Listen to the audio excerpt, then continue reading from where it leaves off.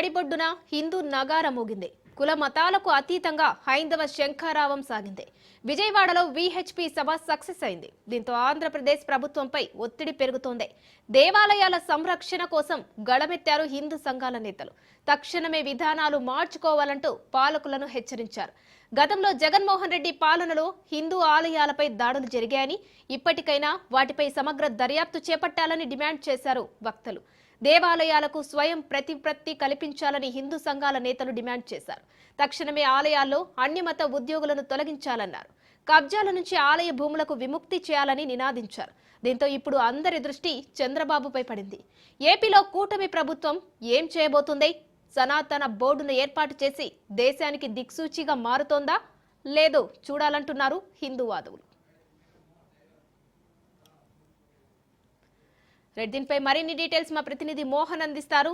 మోహన్, చెప్పండి, మొత్తానికి ఏపీలో సభ, హైందవ ధర్మానికి సంబంధించిన సభ సక్సెస్ అయిపోయింది. సో ఈ సభ ద్వారా చంద్రబాబుకైతే ప్రస్తుతం ఒక క్వశ్చన్ మార్క్ గానే మిగిలింది. పలు ప్రశ్నలు కూడా సంధిస్తున్నారు చంద్రబాబుకు. ఎందుకంటే వైసీపీ పాలనలో ఇలాంటి సభలు లేవు. మరొకటి, చాలా మంది రాజకీయ నేతలే దేవాలయాలకు సంబంధించిన భూములను ఆక్రమించారు. సో ఇప్పుడు అలాంటిది లేదు. చంద్రబాబు ప్రభుత్వంలో మొత్తానికి వ్యవస్థ పోయిందని కూడా కొంతమంది వ్యక్తం చేస్తున్నటువంటి దృశ్యం కూడా మనం చూస్తున్నాం. సో దీనిపై డీటెయిల్స్ ఏంటి మోహన్? Thank you. ప్రస్తుతం చూసుకుంటే ఇక్కడ ఏదైతే హైందవ శంఖారావ సభ అనేది పూర్తిగా సక్సెస్ అయిందనే చెప్తున్నారు. ఏదైతే సభను నిర్వహించినటువంటి విహెచ్పి పెద్దలందరూ కూడా పూర్తిగా అక్కడికి లక్షలాది మంది జనాలు ఒక్కసారిగా ఉవ్వెత్తున తరలి రావడం, ఇటు తెలుగు రాష్ట్రాల నుంచి పూర్తిగా ముఖ్యంగా చూసుకుంటే ఆంధ్రప్రదేశ్ ప్రభుత్వం నుంచి అన్ని నలుమూలల నుంచి కూడా అక్కడికి హైందవ శంఖారావానికి లక్షలాది మంది తరలి వచ్చారు. అక్కడ వచ్చినటువంటి విహెచ్పి పెద్దలందరూ కూడా ఒకే అభిప్రాయాన్ని చెబుతున్నారు. హిందువులంతా ఏకమవ్వాలి, హిందువులంతా కూడా ఖచ్చితంగా ఐక్యంగా ఉండాలి.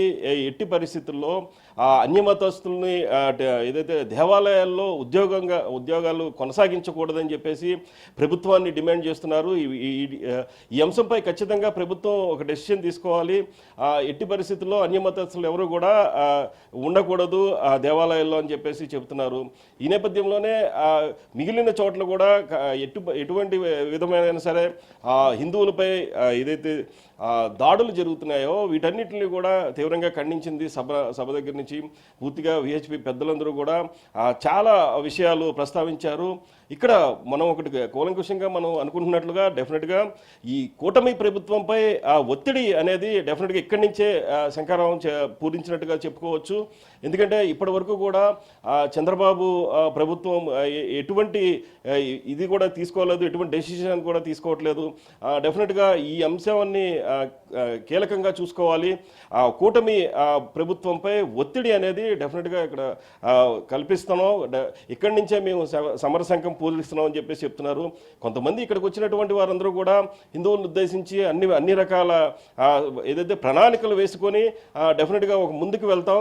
ఇక్కడి నుంచి ఏది జరిగినా సరే అందరం ఐక్యంగా పోరాడాలని చెప్పేసి హిందువులందరికీ కూడా ఏదైతే సజెషన్స్ అయితే ఇచ్చారో వీళ్ళందరూ కూడా డెఫినెట్గా హిందూ ప్రభుత్వం ఏదైతే ప్రభుత్వాలకి మాత్రం ఇదంతా కూడా బోధపడేటట్లుగా మరింత గట్టిగా చెప్పాలి, అవసరమైతే మేము చెబుతామని చెప్పేసి కూడా చెబుతున్నారు. ఈ నేపథ్యంలోనే ఎటువంటి పరిస్థితుల్లో ఉన్నా సరే హిందువులు ఎక్కడా కూడా ఎటువంటి ఇబ్బందులు పడకుండా అన్ని ఏర్పాట్లు చేయాలని చెప్పేసి కూటమి ప్రభుత్వానికి అయితే ఒక రకమైన సూచన అయితే ఇచ్చారు. ఇక్కడి నుంచి అయితే ఈ వచ్చినటువంటి సభలకి వచ్చినటువంటి పెద్దలందరూ కూడా చాలా కీలకమైన వ్యాఖ్యలు చేశారు, చర్చించారు. ఎక్కడెక్కడ ఏం జరుగుతున్నాయి అనే అంశాన్ని కూడా తెలుసుకున్నారు. ఈ నేపథ్యంలోనే పూర్తిగా అందరూ కూడా ఏదైతే వారి సలహాలు ఇచ్చారో అక్కడ జరుగుతున్నటువంటి సమాచారం మేరకు పూర్తిగా సభా ప్రాంగణం అంతా కూడా కిక్కిరిసిపోయింది. అక్కడ అందరూ కూడా పూర్తిగా వాళ్ళందరూ కూడా చాలా కీలకంగా ఉన్నారు. వాళ్ళందరూ చాలా చెప్పినటువంటి వక్తల మాటలన్నింటిని కూడా చక్కగా విని అన్ని ఏర్పాట్లు చేసుకుని ఎక్కడ కూడా హిందువులకి ఎంత సపోర్ట్ ఉందా అని చెప్పేసి వారందరూ కూడా చెప్పడం జరుగుతుంది. మోహన్, అలాగే ఈ సభ సక్సెస్ తో, ఈ సభతో మొత్తానికి చాలా మందికి అర్థమై ఉంటుందని అనుకోవచ్చు అంటారంటే ఇప్పటి వరకు సభలో చర్చించినటువంటి విషయాలను అబ్జర్వ్ చేస్తే మొత్తానికి ఇప్పటి వరకు ఎక్కడెక్కడైతే హిందూ దేవాలయాల ఆక్రమిత భూములు ఉన్నాయో వాటికి విముక్తి లభించిందని అనుకోవచ్చు అంటారా? ఇప్పటి వరకు హిందూ సాంప్రదాయాలు సంస్కృతులకు సంబంధించి కూడా అందరికీ బోధపడిందని అనుకోవచ్చు అంటారా? ఖచ్చితంగా ఇక్కడ ఇది మీరు చెప్పింది 100% వాస్తవం. డెఫినెట్గా హిందూ దేవాలయకు స్వయం ప్రతిపత్తి కల్పించాలని చెప్పేసి గట్టిగా డిమాండ్ చేశారు. అలాగే ప్రభుత్వ పెత్తనం నుంచి దేవాలయాలను విముక్తి కల్పించాలని చెప్పేసి చెబుతున్నారు. అలాగే ఆలయాల్లో అనియమితాలు ఉద్యోగుల్ని తొలగించాలని చెప్పేసి అదైతే గతంలో జరిగినటువంటి ఆ పాలనలో ఆలయాలపై చాలా దాడులు జరిగినాయి. వాటన్నిటిని కూడా ఒకసారి చర్చించారు. మొత్తం అవన్నీ కూడా రిమైండర్ చేస్తూ ఈ ప్రభుత్వం అటువంటి పనులపై కనీసం ఇప్పుడైనా సరే చర్యలు తీసుకోవాలని చెప్పేసి ఈ ప్రభుత్వానికి సూచనలు ఇవ్వడం జరిగింది. అలాగే ఈ మొత్తం పెత్తనం అంతా కూడా విహెచ్పి వాళ్ళు ఉండాలని చెప్పేసి ఒక వాదన అయితే తీసుకొచ్చారు. ఇది ప్రభుత్వానికి కీలకమైన సూచనగా చెప్పుకోవాలి.